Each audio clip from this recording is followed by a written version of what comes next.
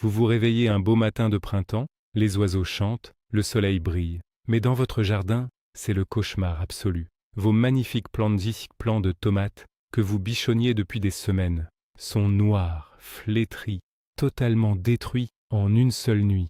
C'est le drame du gel tardif. Mais attendez, ne baissez pas les bras si vite.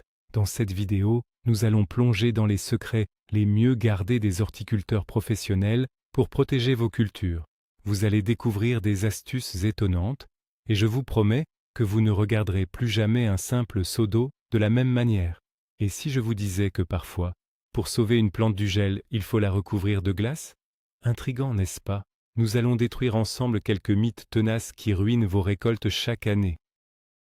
D'ailleurs, dites-moi dans les commentaires, avez-vous déjà perdu des plantes à cause d'un froid soudain au mois de mai? Êtes-vous de ceux qui plantent trop tôt ou de ceux qui attendent sagement? Restez avec moi, car la vérité sur ces redoutables nuits glaciales va changer votre façon de jardiner pour toujours. Avant de foncer tête baissée pour couvrir nos précieuses plantes, il faut comprendre ce qui se passe réellement dans la nature. Depuis des siècles, les anciens nous mettent en garde contre une période très spécifique de l'année.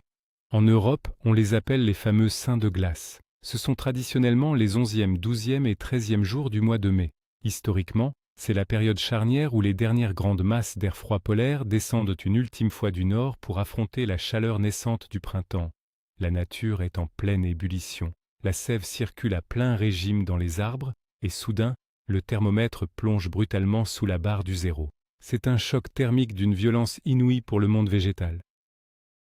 Comprendre ce phénomène météorologique n'est pas qu'une vieille superstition de nos grands-parents, c'est la base scientifique incontournable pour savoir comment et surtout quand intervenir. C'est cette connaissance qui nous permet de créer un véritable bouclier protecteur autour de notre potager. Avez-vous déjà entendu parler du gel blanc et du gel noir? C'est la première chose à comprendre pour protéger votre jardin efficacement. Souvent, nous nous réveillons, nous regardons par la fenêtre et nous voyons une magnifique couche de givre blanc sur l'herbe du gazon. C'est le gel blanc. Il est spectaculaire, presque féerique sous la lumière du matin. Mais paradoxalement, ce n'est pas le plus dangereux pour vos cultures. L'humidité de l'air gèle en surface et forme une petite coque protectrice. Laissez-moi vous donner une image claire. C'est un peu comme un igloo de glace qui protège les Esquimaux du froid extrême à l'extérieur, mais il y a un autre ennemi, bien plus redoutable. C'est le fameux gel noir. Celui-ci frappe de façon sournoise quand l'air est très sec et glacial. Il n'y a pas le moindre givre visible pour vous alerter du danger. Le froid pénètre directement au cœur des tissus de la plante et gèle la sève à l'intérieur. Le résultat est tout simplement désastreux. Le lendemain, vos jeunes pousses ne sont pas blanches. Elles sont complètement noires et flétries. C'est pour cela qu'on l'appelle le gel noir. Beaucoup de jardiniers débutants pensent que s'il n'y a pas de givre visible, il n'y a pas de danger. C'est un mythe tenace et très destructeur. Il faut toujours surveiller les températures annoncées à la radio ou sur votre téléphone, et non pas seulement l'aspect de votre pelouse le matin pour savoir s'il faut agir.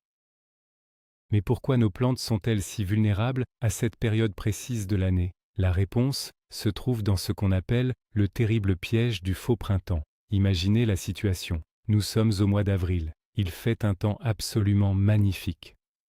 Le soleil brille, les oiseaux chantent, et il fait peut-être 15 ou 20 degrés l'après-midi. Vous sortez dans votre jardin, plein d'enthousiasme. Vous vous dites que l'hiver est définitivement derrière vous. Vous commencez à planter vos tomates, vos courgettes et vos poivrons avec amour. Vos arbres fruitiers, eux aussi, se laissent tromper. Sentant cette chaleur agréable, ils réveillent leur sève et ouvrent leurs magnifiques bourgeons floraux. C'est une illustration parfaite de la nature qui s'éveille, mais c'est un piège mortel, car la terre profonde n'a pas encore emmagasiné assez de chaleur. Et soudain, une masse d'air polaire redescend du nord sans prévenir. En une seule nuit étoilée, le thermomètre plonge sous la barre du zéro. C'est le fameux froid de retour. Vos jeunes plants tendres, gorgés d'eau, n'ont aucune défense naturelle. C'est exactement comme sortir en simple t-shirt en plein milieu de l'hiver. Le mythe du réchauffement printanier précoce a ruiné plus de récoltes que n'importe quelle maladie du potager. La règle d'or est simple. Ne vous fiez jamais à une seule belle semaine de beau temps au début du printemps. Il faut savoir retenir son impatience. Alors, passons à un aspect souvent ignoré, mais pourtant fondamental, la topographie de votre propre jardin. Avez-vous remarqué que certaines zones de votre terrain gèlent toujours avant les autres? Ce n'est absolument pas une coïncidence. C'est une simple question de microclimat local. Il faut comprendre que l'air froid est beaucoup plus lourd que l'air chaud. C'est une loi de la physique élémentaire. Pendant une nuit claire, l'air froid va glisser le long des pentes et s'accumuler dans les parties les plus basses de votre jardin. Imaginez de l'eau qui coule pour remplir une cuvette. L'air froid fait exactement la même chose. Si vous avez planté votre magnifique jeune cerisier tout en bas de votre terrain, dans un petit creux, vous l'avez littéralement placé dans un congélateur naturel. C'est ce qu'on appelle une poche de gel. Pour illustrer cela, pensez à la différence de température effarante quand vous descendez les escaliers vers une cave souterraine. À l'inverse, si vous plantez près d'un grand mur en pierre orienté au sud, ce mur va emmagasiner la chaleur du soleil pendant la journée et la restituer très doucement pendant la nuit. C'est un bouclier thermique naturel exceptionnel. Beaucoup croient à tort que le jardin entier subit exactement la même température au même moment partout. C'est totalement faux. En observant bien votre terrain, vous pouvez sauver une grande partie de vos cultures sans dépenser un centime. Maintenant, accrochez-vous bien, car nous allons parler d'une technique qui semble aller totalement à l'encontre de toute logique humaine. Et si je vous disais que pour empêcher vos plantes de geler, vous devez les recouvrir entièrement de glace? Oui, vous avez parfaitement bien entendu. C'est la technique spectaculaire de l'aspersion d'eau. C'est une méthode très utilisée par les arboriculteurs professionnels, notamment pour sauver les immenses vergers de pommes ou de pêche. Le principe est fascinant. Quand la température s'approche de zéro, on déclenche de puissants arroseurs au-dessus des arbres. L'eau va geler instantanément sur les fleurs et les bourgeons fragiles. Mais voilà le grand secret scientifique. Au moment précis où l'eau liquide se transforme en glace solide, elle dégage une toute petite quantité de chaleur. C'est ce qu'on appelle la fameuse chaleur latente. Tant qu'on continue d'arroser et que de la nouvelle glace se forme en continu, la température à l'intérieur de ce cocon de glace reste bloquée exactement à 0 degré. Elle ne descendra jamais à -2 ou -3. Et à 0 degré, le bourgeon survit parfaitement. C'est une image incroyable de voir un verger entier prisonnier de la glace au petit matin, brillant sous le soleil. Bien sûr, le mythe ici serait de croire qu'on peut faire ça avec un simple petit arrosoir manuel. Pour que ça marche, il faut une brumisation continue pendant toute la nuit glaciale. Mais comment faire si nous n'avons pas un immense système d'irrigation professionnel dans notre arrière-cour? C'est là qu'intervient le sauveur de tous les jardiniers, le fameux voile d'hivernage. C'est l'outil le plus populaire et le plus accessible pour le jardinier amateur. Mais attention, un nombre incalculable de gens l'utilisent très mal. Laissez-moi vous expliquer son véritable mode de fonctionnement. Le voile d'hivernage n'est absolument pas un radiateur électrique. Il ne chauffe pas la plante du tout.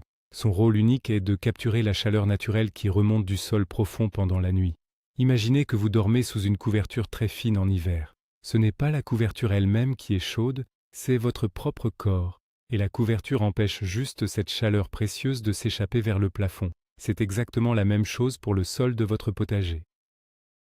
L'erreur monumentale, le mythe absolu de beaucoup de débutants, c'est d'utiliser du plastique transparent rigide ou des sacs poubelles noirs pour couvrir les plantes. C'est une idée terrible et mortelle. Le plastique ne respire pas du tout. Il va créer de la condensation, emprisonner l'humidité glaciale et au moindre rayon de soleil le lendemain matin, votre plante va littéralement cuire à la vapeur ou attraper des maladies rebelles. Le bon voile, lui, est fait d'un tissu léger qui laisse passer l'air vital tout en bloquant la morsure du froid. Parlons maintenant d'une autre pratique de jardinage très courante et généralement encouragée, le paillage. Vous savez, cette habitude considérée comme excellente de couvrir le sol avec de la belle paille, des feuilles mortes ou du foin pour garder l'humidité précieuse pendant les chaleurs de l'été.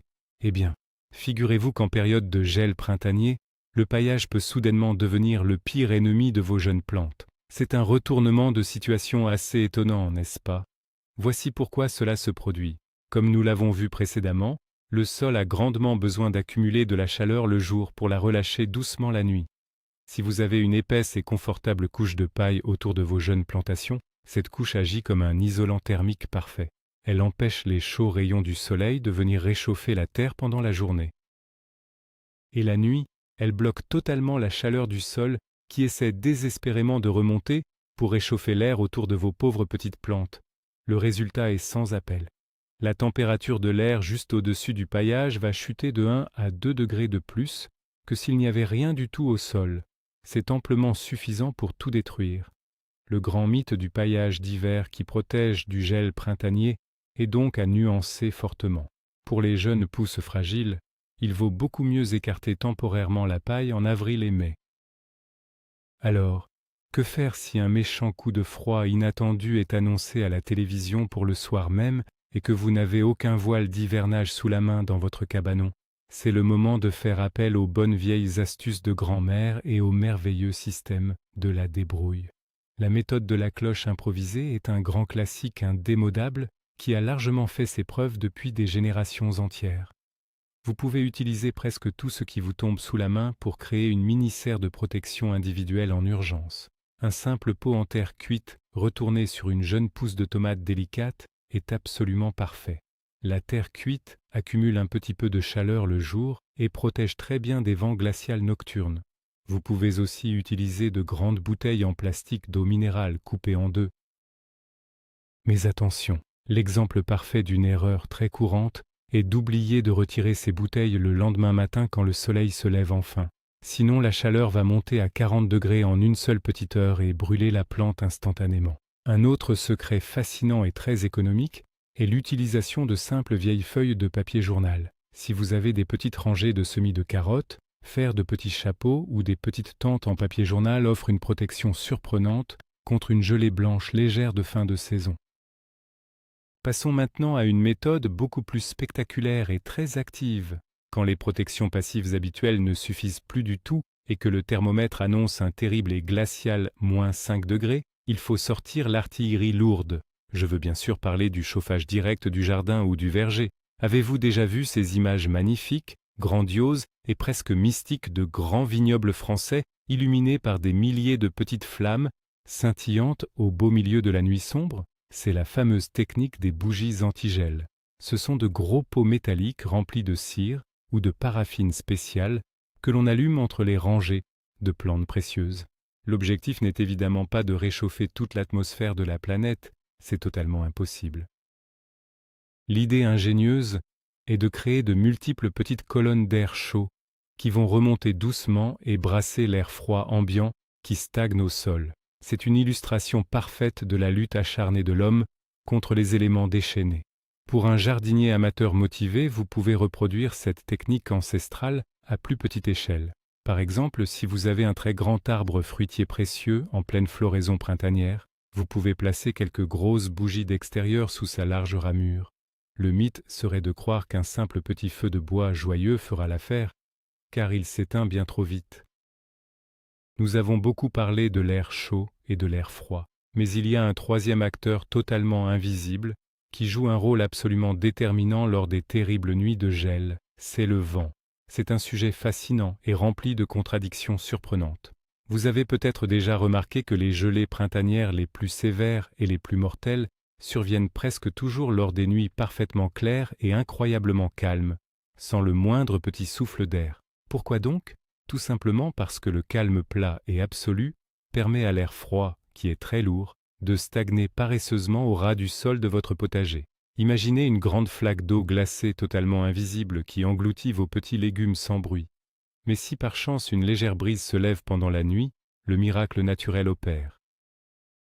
Le vent va gentiment mélanger cette couche d'air glacial près du sol avec l'air légèrement plus doux qui se trouve quelques petits mètres plus haut. C'est exactement comme remuer une tasse de thé fumante avec une cuillère pour bien mélanger le sucre au fond. Ce simple petit brassage naturel peut faire remonter la température au sol de plusieurs degrés d'un seul coup et sauver miraculeusement vos cultures. Le grand mythe de vouloir enfermer complètement son petit jardin entre de très hauts murs impénétrables peut parfois se retourner contre nous en créant des pièges mortels.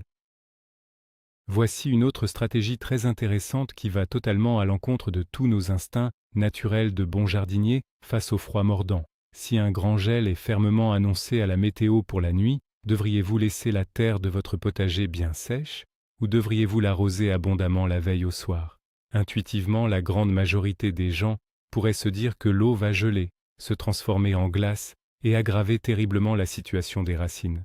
Eh bien, figurez-vous que c'est exactement l'inverse qu'il faut faire. C'est d'ailleurs l'un des secrets les mieux gardés des horticulteurs les plus expérimentés. Un sol bien humide emmagasine beaucoup plus de chaleur provenant du doux soleil pendant la journée qu'un sol qui est complètement sec et poussiéreux. Imaginez simplement la différence de sensation entre marcher sur du sable sec très chaud sur la plage et marcher sur du sable mouillé au bord de l'eau. Le sable sec chauffe très vite, mais refroidit en quelques petites minutes dès que le soleil se cache derrière un nuage. Le sable humide, lui, garde sa douce chaleur pendant très longtemps. C'est exactement la même chose merveilleuse dans votre propre potager. Si vous arrosez très généreusement votre terre en fin de matinée ou en tout début d'après-midi, juste avant une méchante nuit de gel, cette eau vitale va capter toute la chaleur diurne disponible. Il faut juste éviter d'arroser directement les feuilles. Mais que se passe-t-il si, malgré tous vos magnifiques efforts et votre dévouement, le pire est finalement arrivé? Vous sortez un petit matin et vos magnifiques plants de tomates chéries ont les feuilles totalement tombantes, très sombres et presque transparentes. C'est la vision d'horreur absolue et si classique du lendemain de gel. C'est exactement ici que de très nombreux jardiniers amateurs commettent une erreur fatale et irréversible sous le coup d'une grande panique. Ils sortent précipitamment leurs sécateurs aiguisés et commencent à couper frénétiquement tout ce qui a l'air mort, ou bien pire encore, ils arrachent directement les pauvres plants pour les jeter rageusement au compost. Arrêtez tout immédiatement. C'est le grand mythe ravageur de la plante morte beaucoup trop vite. Il faut impérativement faire preuve d'une patience à toute épreuve face à ce désastre apparent. Ne touchez absolument à rien du tout. Laissez le soleil bienveillant réchauffer très doucement vos plantes abîmées. Très souvent, dans la nature, seules les grandes feuilles extérieures ont été brûlées par le méchant froid. Elles ont en fait agi comme un bouclier courageux en sacrifiant leur propre vie pour protéger efficacement le cœur vital de la plante et sa tige principale. Un exemple magnifique de résilience est de voir un petit plant de pommes de terre complètement roussi repartir de plus belle 2 semaines plus tard. Pour finir en beauté notre grande exploration de la lutte acharnée contre le gel, il faut absolument parler de la stratégie à long terme, car le meilleur moyen et le plus sûr de ne pas perdre le sommeil au printemps, c'est de bien planifier son jardin dès le tout début de l'année. Nous avons tous cette envie humaine et irrépressible d'avoir les toutes premières belles tomates rouges du quartier pour impressionner les voisins. C'est une sorte de petite compétition amicale entre passionnés. Mais c'est une course très dangereuse contre la montre. La véritable sagesse du paysan, c'est l'adaptation intelligente. Pourquoi ne pas simplement diviser vos risques de perte? Une excellente illustration de cette stratégie gagnante est de faire ses semis en 2 ou 3 vagues bien distinctes. Vous plantez d'abord une première petite série de plantes fragiles très tôt dans la belle saison.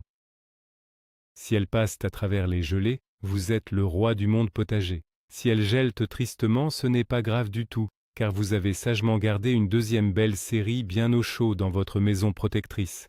Vous pourrez les planter tranquillement après la mi-mai, une fois le grand danger totalement écarté. C'est la fin du grand mythe du jardinier très chanceux. Le bon et vrai jardinier est tout simplement quelqu'un de très prévoyant. Le jardinage est un long marathon passionnant, ce n'est surtout pas un simple petit sprint. Nous voilà enfin arrivés au bout de notre grand voyage, au cœur des redoutables nuits glaciales du printemps. Le grand retournement de situation de cette histoire, c'est que le froid piquant n'est absolument pas une fatalité destructrice si l'on comprend parfaitement ses rouages et ses mécanismes. En jouant intelligemment avec l'eau bienfaitrice, le vent invisible, la terre nourricière, et même avec de simples petites bougies, vous avez maintenant l'immense pouvoir de déjouer les pièges climatiques les plus cruels de la nature. La grande clé de la réussite, c'est l'observation attentive de votre propre microclimat, l'utilisation toujours astucieuse de votre voile d'hivernage, et, par-dessus tout, cette fameuse patience inébranlable qui caractérise si bien les plus grands jardiniers de notre temps. Ne vous laissez plus jamais surprendre par ces gelées sournoises. En résumé, gardez toujours un petit œil sur les prévisions météo, Préparez soigneusement vos diverses protections bien à l'avance et ne soyez surtout pas trop pressés de sortir vos petites plantes les plus fragiles dehors. Merci infiniment d'avoir suivi cette vidéo avec moi jusqu'au tout bout. Si vous avez appris ne serait-ce qu'une seule petite chose, de nouveau aujourd'hui, n'oubliez pas de vous abonner à notre belle chaîne, de lâcher un très gros pouce bleu pour soutenir mon travail et de partager vos expériences. D'ailleurs, quelle est la technique que vous trouvez la plus surprenante et que vous allez oser tester dès le prochain coup de froid dans votre potager? Laissez votre belle réponse dans les commentaires juste en bas, j'ai vraiment très hâte de vous lire.